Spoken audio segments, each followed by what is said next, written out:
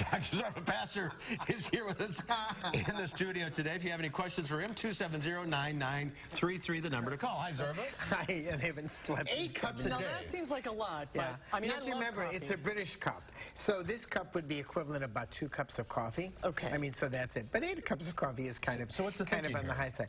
Well, the thinking is that coffee is good for you. That's really, and part of the issue is we know that people who drink coffee seem to have less diabetes and actually have less heart disease. So maybe this is a salubriant, meaning something good. And the Puritans in our society want to always say coffee is bad for us. Why is that? Well, they're Puritans. But let's talk about what the Puritans drank when the Dutch introduced coffee into America in the 1600s. Their beverage of choice in the morning was a glass of rum. Oh, so you're they kidding. started with a glass of rum for breakfast. Then they had rum at lunch, and they may have had rum at dinner. They were drunk the whole time. The Puritans. That's right, the Puritans. Let me tell you, that's why the Dutch took over in New England, and the Puritans were upset, and they were drinking a lot. So coffee is better for you than rum as your breakfast drink. That's what I think. I was thinking Irish coffee, but I guess no. Irish coffee. So, and it doesn't matter what kind of coffee. And that really was the issue. So is one better than another? And the answer is no. We think coffee actually has some benefit to it. They have been trying to prove that coffee is bad for you for years, long and the time. answer is you can't prove it because it isn't bad for you. And it's good for it. Yes, but I don't know about 8 cups a day. No, I don't Even know. I would find that a little bit. All right, I was out in the backyard last night just doing some stuff. The mosquitoes, oh my goodness. The mosquitoes are simply awful. Well, they're old-fashioned things to keep mosquitoes away. They don't seem to work. Vitamin B6, which is pyridoxine, we used to give 50 milligrams 2 to 3 times a day. Thought was you would excrete something. It doesn't work. DEET works. Of course, it smells. It's not good for you. But permethrin is very interesting. Permethrin comes from the chrysanthemum flower. You can put it on your clothes, and new research shows that when a tick gets on you, if it's a permethrin-treated thing, and you can buy that at Amazon.com and other things, the tick acts drunk and actually falls off your body. Is it a so you Puritan should look. tick? It's a, That is interesting. That is yeah, interesting. if you look at them, they actually get drunk, they stumble, and then they fall off your body. So you may want to think about it. It does not smell like DEET does.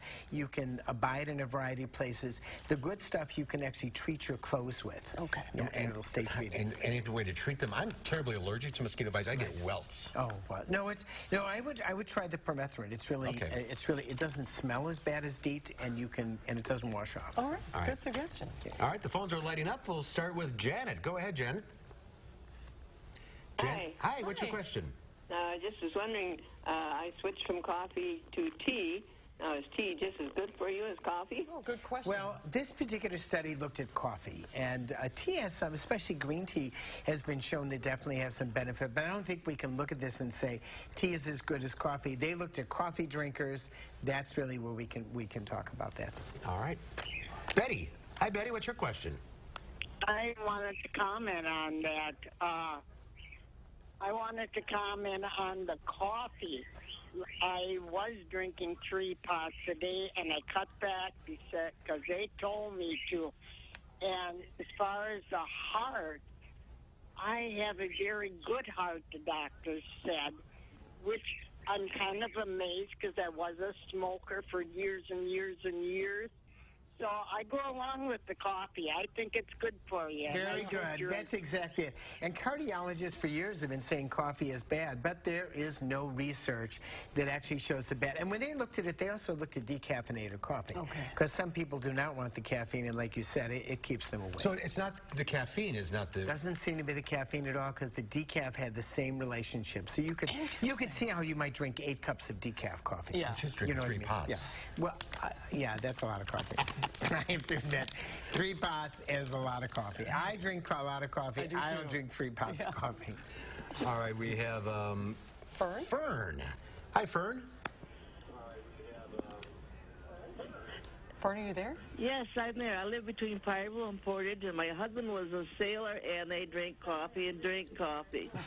That's right. That's right. But when I was a little girl, I'll say I'm in my 80s, early 80s, and when we went fishing, they always used oil of citronella.